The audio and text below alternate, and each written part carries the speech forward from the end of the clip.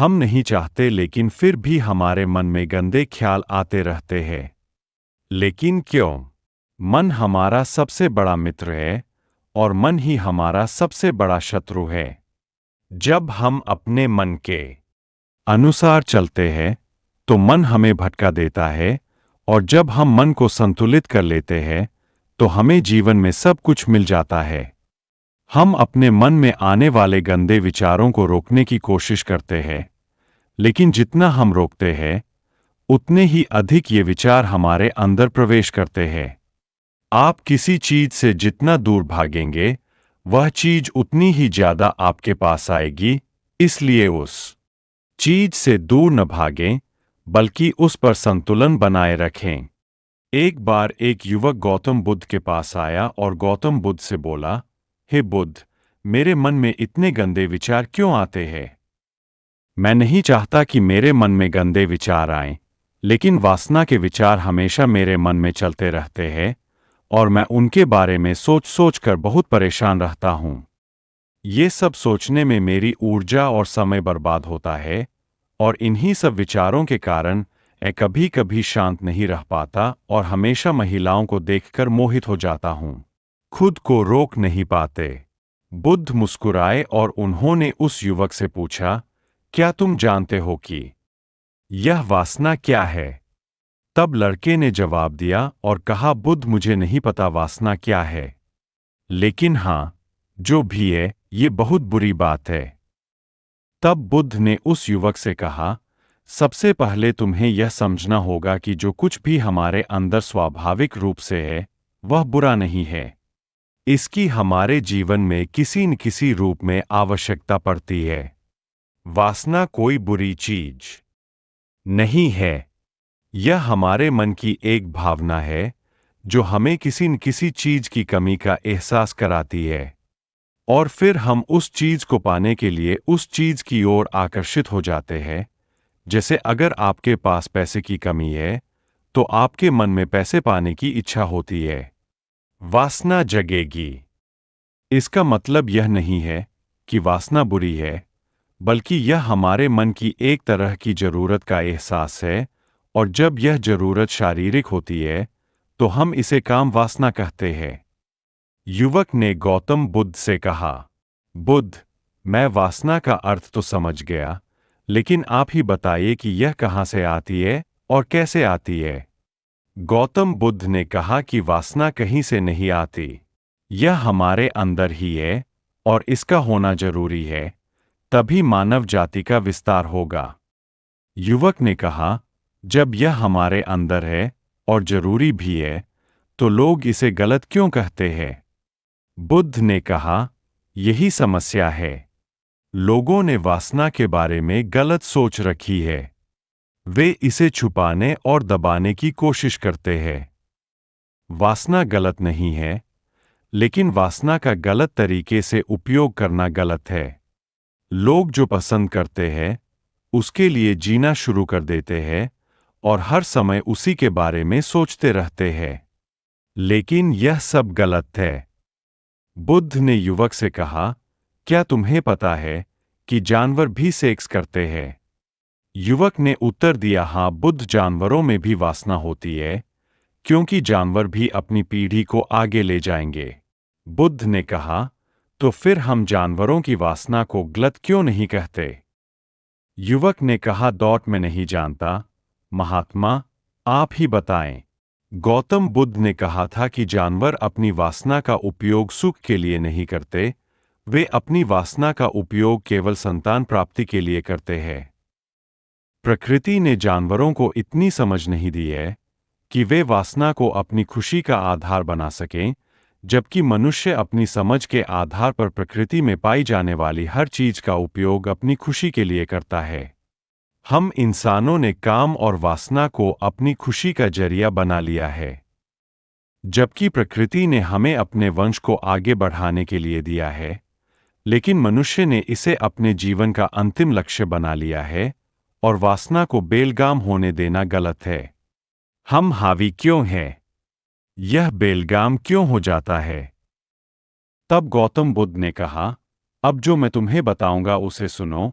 ध्यान से सुनो, तुम्हें वासना का पूरा खेल समझ में आ जाएगा, तुम्हें तुम्हारे सभी सवालों के जवाब मिल जाएंगे, तुम्हें बस ध्यान से सुनकर समझना होगा। तब गौतम बुद्ध ने उस युवक से कहा, एक समय की बात है। गुरु और उनके शिष्य एक आश्रम में रहते थे। शिष्य प्रतिदिन दीक्षा लेने के लिए आश्रम से बाहर गांव में जाते थे। जो शिष्य भिक्षा लेने के लिए गांव में जाता था, रास्ते में एक नदी पड़ती थी, जिससे होकर वह प्रतिदिन भिक्षा लेने के लिए जाता था। एक दिन उसने एक लड़के को पेड़ के पीछे छुपे हुए देखा। वह लड़के के पास गया और पूछा, भाई, तुम इस पेड़ के पीछे छिपकर क्या देख रहे हो? लड़के ने कहा, अरे, क्या तुम्हें वह नहीं दिख रहा जो मैं देख रहा हूं? उसकी नजर नदी पर पड़ी तो वहां कुछ लड़कियां पानी भर रही थीं। लड़कियां 14 से 15 साल की होंगी।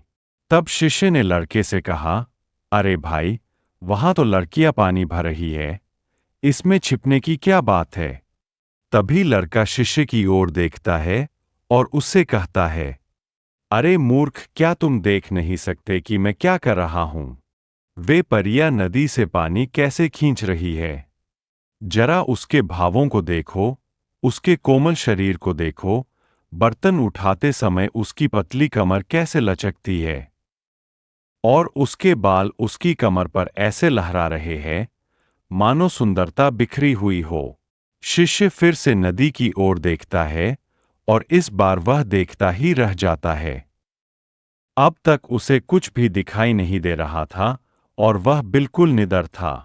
उसे किसी बात का डर नहीं था, लेकिन अब वह छिपने लगा और उन लड़कियों को ऐसे देखने लगा जैसे उसने कोई अपराध किया हो, और जब वह छिपकर उन लड़कियों को देख रहा था तो वह अंदर से कांपने लगा। और उसने कहा कि यह मैं हूं, मैं क्या कर रहा हूं, एंड जो कुछ भी कर रहा हूं वह सही नहीं है। मुझे यहां से चले जाना चाहिए। और फिर वह जल्दी से चला जाता है। फिर वह आश्रम पहुंचता है।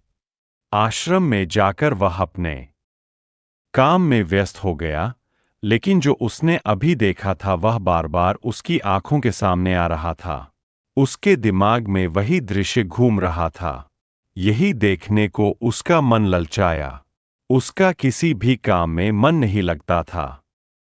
वह प्रतिदिन सुबह सुबह भिक्षा लेने के लिए आश्रम से निकल जाता था और नदी के पास स्थित एक पेड़ के पास जाता था, जहां वह लड़का पहले से ही मौजूद होता था और छिपकर अपने साथ लड़कियों को देखता था। अब वह प्रतिदिन ऐसा करने लगा। उसका मन अब किसी काम में नहीं लगता था। वह सदैव किसी न किसी विचार में डूबा रहता था। वह आश्रम का कार्य भी ठीक से नहीं कर पा रहा था। वह न तो ठीक से सो पाता था और न ही ठीक से खा पाता था। उसका मन बेचैन था। उसका मन बार बार उन लड़कियों की खूबसूरती देखने को ललचाता था। जब गुरु भिक्षा दे रहे थे तब भी उनका मन किन्हीं अन्य विचारों में खोया हुआ था। गुरु ने अपने शिष्य की यह हरकतें देखी तो एक दिन गुरु ने शिष्य को अपने पास बुलाया और कहा कि आज से मैं भी तुम्हारे साथ भिक्षा मांगने चलूंगा। तुम और मैं एक साथ भीख मांगने जाएंगे। तभी शिष्य ने गुरु को मना करते हुए कहा कि नहीं गुरुदेव, आप क्यों परेशान हो रहे हैं? मैं ही ठीक से भीख मांग सकता हूं। गुरु ने शिष्य से कहा, ठीक है, तुम अकेले ही भिक्षा मांगने जाओ। इसके बाद शिष्य भिक्षा मांगने निकल गया। शिष्य के जाने के बाद गुरु भी आश्रम से बाहर निकल गए और शिष्य का पीछा करने लगे कि वह कहाँ जाता है और क्या मिलता है। ये सब देखने के लिए उसका पीछा करने लगा। थोड़ी दूर जाने पर गुरु ने देखा कि उनका शिष्य एक अपराधी की तरह एक लड़के के साथ पेड़ के पीछे छिपा हुआ है और छिपकर कुछ देख रहा है। गुरु भी अपने शिष्य के पीछे यह देखने के लिए खड़े हो गए कि उनका शिष्य क्या देख रहा है, जिसके लिए वह अपराधियों की तरह पेड़ के पीछे छिपा हुआ है। गुरु ने देखा कि उनका शिष्य पेड़ के पीछे छिपकर उन लड़कियों को देख रहा है जो नदी से पानी ले रही थीं। तब गुरु ने शिष्य से कहा, लड़कियों से भी मांगोगे क्या? गुरु की आवाज सुनकर शिष्य का मन घबरा गया और उसे पसीना आने लगा। वह ऐसे काँप रहा था जैसे किसी चोर को पकड़ते समय उसने रंगे हाथ पकड़ लिया हो। उनकी हालत खराब हो गई। वह कुछ भी बोलने में असमर्थ था। शिष्य के साथ जो लड़का था वह भाग गया, जिससे शिष्य और भी घबरा गया। उसके मुंह से केवल कुछ टूटे-फूटे शब्द ही निकल रहे थे।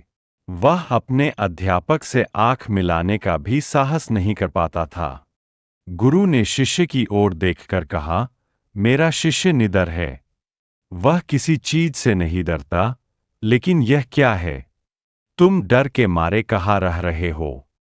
शिष्य ने गुरु से कहा, मुझे माफ कर दीजिए, इसमें मेरी कोई गलती नहीं है। उस आदमी ने मुझे धोखा दिया, लेकिन मैं तुमसे वादा करता हूं कि आज के बाद ऐसा दोबारा कभी नहीं करूंगा। क्षमा चाहता हूं। गुरुदेव ने कहा कि कोई बात नहीं, लेकिन तुम्हें यह ध्यान रखना चाहिए कि हम जैसी संगति करते हैं, हमें वैसा ही फल मिलता है। जैसे जैसे हम संगति करते हैं, उनके विचार हम में प्रवेश करते हैं। इसलिए अच्छी संगति रखें ताकि अच्छे विचार आप में प्रवेश करें। फिर गुरु और शिष्य आश्रम लौट आए और फिर से आश्रम के काम पर ध्यान देने लगे। वह उस रास्ते को छोड़कर दूसरे रास्ते से जाने लगा। वह अपना कार्य सावधानी से करता था, लेकिन धीरे धीरे उसके अंदर क्रोध उत्पन्न हो गया और फिर वह अन्य शिष्यों पर क्रोध करने लगा और बेचैन रहने लगा। अब वह ठीक समय पर भोजन भी नहीं करता था। वह खाना भी बहुत कम खाते थे। एक रात गुरु शिष्य के पास आए और उससे बोले कि तुमने मुझसे वादा किया था कि तुम अपने मन को वश में रखोगे। आपने अब तक कितनी बार अपना वादा तोड़ा है? यह सुनकर शिष्य अपने गुरु के चरणों में गिर पड़ा और रोने लगा। उसने रोते हुए गुरु से कहा कि गुरुदेव, मैं कई बार अपना वादा तोड़ चुका हूं, फिर वादा करता हूं, लेकिन हर बार मैं अपना वादा तोड़ देता हूं। यह बिल्कुल भी मेरे वश में नहीं है। मैं अपने मन से सभी बुरे विचारों को बाहर निकालने की बहुत कोशिश करता हूं, लेकिन चाहकर भी मैं ऐसा नहीं कर पाता। तब गुरु ने शिष्य से कहा, मेरे साथ आओ। गुरु शिष्य को आश्रम के बगीचे में ले गए और शिष्य से कहा, देखो, यहाँ कुछ नाले हैं, जिनसे होकर नदी का पानी इन पौधों में आ रहा है और यह पानी लगातार बह रहा है। क्या आप इस पानी का बहाव रोक सकते हैं? शिष्य ने कहा, हाँ गुरुदेव, मैं इस प्रवाह को रोक सकता हूं। तब शिष्य ने मिट्टी उठाकर उस नाले के किनारे डाल दी। वह पानी थोड़ी देर के लिए रुका और फिर थोड़ी देर बाद उस रेत के ऊपर से पानी आने लगा। गुरु ने शिष्य से कहा, ये क्या है? ये पानी रुका ही नहीं। उसने फिर कुछ कंकड़ उठाए और नाली में फेंक दिए और फिर पानी थोड़ी देर के लिए रुक गया। लेकिन फिर कुछ देर बाद उन कंकड़ पत्थरों के ऊपर से पानी निकलने लगा। गुरु ने शिष्य से कहा, ये क्या है? ये पानी रुका ही नहीं। उसने फिर कुछ कंकड़ उठाए और नाली में फेंक दिए और फिर पानी थोड़ी देर के लिए रुक गया। लेकिन फिर कुछ देर बाद उन कंकड़ पत्थरों के ऊपर से पानी निकलने लगा। तब शिष्य ने गुरु से कहा, देखिए गुरुदेव, मैंने कहा था कि मैं पानी रोकूंगा, मैंने पानी रोककर दिखाया, मैंने आपकी बात पूरी कर दी। गुरु मुस्कुराए और बोले, अच्छा, ध्यान से देखो, पानी रुक गया है। क्या यह पीछे नाली को तोड़ कर बाहर आ गया है और अगल-बगल से बह रहा है? और ध्यान से देखिए, यह इस पत्थर के सामने भी आ गया है और यह पानी अपना रास्ता बदलकर फिर से आगे की ओर बह जाएगा। फिर कुछ देर बाद वही हुआ। तब गुरु ने शिष्य को समझाया, आपके साथ भी ऐसा ही हो रहा है। आप बार बार प्रयास कर रहे हैं और अधिक प्रयास कर रहे हैं, लेकिन हर बार आपका प्रयास टूट रहा है और टूटता ही रहेगा। यह पत्थर तुम्हारा पुरुषार्थ है और यह जल तुम्हारा विचार है। चाहे आप कितना भी बड़ा पत्थर रख दो, पानी अपना रास्ता ढूंढ ही लेगा। यह देखकर शिष्य ने पूछा, हे गुरुदेव, क्या कोई रास्ता नहीं है जिससे मैं गंदे विचारों से बाहर निकल सकूं? गुरु ने कहा, एक रास्ता है। यह पानी जिस नदी से आ रहा है, आप केवल वहां से इस पानी का मार्ग बदल सकते हैं। गुरु शिष्य को एक नदी के पास ले गए जहां से पानी उस बगीचे में आ रहा था। गुरु ने शिष्य से कहा, इस नदी से पानी जा रहा है। जहां से बगीचे में पानी जा रहा है, अगर हम उसका रास्ता रोक दें तो क्या हम पानी नहीं रोक सकते? शिष्य ने कहा, हाँ गुरुदेव, ऐसा अवश्य हो सकता है। मैं यहां से इस पानी को बंद कर देता हूं। फिर सामने नाली में पानी नहीं जाएगा और फिर बगीचे में पानी नहीं जाएगा। तब गुरु ने कहा, शिष्य, यदि बगीचे में पानी ही नहीं रहेगा तो पेड़ पौधों को पानी कहाँ से मिलेगा? उन पेड़ पौधों को पानी की जरूरत होती है। तब शिष्य ने सोचा और कहा, यह बात मेरे दिमाग में कभी नहीं आई। इस पानी का बगीचे में जाना भी जरूरी है। गुरु ने कहा, और उनमें से कुछ पेड़ पौधे ऐसे भी हैं जिन्हें रोजाना पानी की जरूरत होती है। वे सूख कर मर जाएंगे, हमें पानी खोलना पड़ेगा। गुरु की बात सुनकर शिष्य ने पानी के लिए रास्ता खोला तो गुरु ने पूछा, यदि हम इस नदी का सारा पानी बगीचे की ओर मोड़ दें तो क्या होगा? शिष्य ने उत्तर दिया, गुरुदेव, वहां जीत हासिल करने के लिए पेड़ पौधे हैं। वे सब पिघल जाएंगे और कुछ भी नहीं बचेगा। गुरु मुस्कुराए और बोले, आप ये समझिए, हमें कुछ भी रोकना नहीं है, बस हमेशा संतुलन बनाए रखना है। पौधे कम पानी से नष्ट हो जाते हैं तथा पौधे अधिक पानी से भी नष्ट हो जाते हैं। हमारा जीवन संतुलन पर चलता है। गुरु ने शिष्य से कहा, अगर मैं तुम्हें आम के बारे में कुछ ऐसा बताऊं जो तुम्हें नहीं सोचना चाहिए, तो तुम्हारे दिमाग में सबसे पहले किसकी तस्वीर आएगी? गुरु ने कहा, जब हम अशुद्ध विचारों को बलपूर्वक रोकने का प्रयास करते हैं, तो वे और अधिक मजबूती से हमारे अंदर प्रवेश कर जाते हैं। इसलिए हमें कभी भी उन्हें दबाने की कोशिश नहीं करनी चाहिए। तब गुरु ने शिष्य से कहा, बुरे लोगों की संगति के कारण भी हमारे मन में गंदे विचार आते हैं। कई बार कामुकता हमारे अंदर नहीं होती, लेकिन कुछ अश्लील लोगों के साथ रहने के कारण वह हम पर हावी हो जाती है। तब शिष्य ने कहा, गुरुदेव, आप सही कह रहे हैं, मैं रास्ता भटक गया था। तब वह शिष्य उस रात बहुत शांति से सोया। सुबह उसने अपना काम पूरे मन से किया और फिर सुबह वह भिक्षा लेने के लिए उसी रास्ते से चला गया जहां वह लड़का अभी भी पेड़ के पीछे छिपकर उन लड़कियों को देख रहा था। शिष्य उसे नदी पर ले गया जहां लड़कियां पानी भर रही थीं। उन्होंने उन लड़कियों से पानी मांगा और उनमें से एक लड़की ने उन्हें पानी दिया और शिष्य के पैर छुए। शिष्य ने उन्हें आशीर्वाद दिया कि आप स्वस्थ रहें ताकि मानसिकता सकारात्मक ऊर्जा से भर जाए। उसके चेहरे पर ऐसी मुस्कान आ गई मानो उसे कोई खोई हुई चीज वापस मिल गई हो। वह अपने रास्ते पर वापस जाने लगा। तभी पेड़ के पीछे छिपा लड़का पीछे से आया। वह शिष्य के पास आया और बोला कि क्या बात है, आज आपने करीब से देखा है, तुम तो मुझसे भी आगे निकल गए। तब शिष्य ने कहा, हम हमेशा दूसरों को देखने में लगे रहते हैं। किसी ऐसे व्यक्ति को बताएं जो आपको पसंद हो। अगर वह भी तुम्हें पसंद करती है तो शादी कर लो और उससे पहले तुम कुछ बन जाओ। अपने आप को पहचाने, इस तरह अपना समय बर्बाद न करें। फिर वह लड़का उस शिष्य से रोज मिलने लगा और उसने उस लड़के को नदी पर न जाने के लिए प्रेरित किया। और फिर वह लड़का अपने जीवन में कुछ बनने के लिए संघर्ष करने लगा। तो देखा आपने संगति का असर क्या होता है। अपनी संगति बदलो, अपने विचार बदलो। गुरु ने शिष्य से पूछा, क्या तुम्हें तुम्हारे सभी प्रश्नों के उत्तर मिल गए?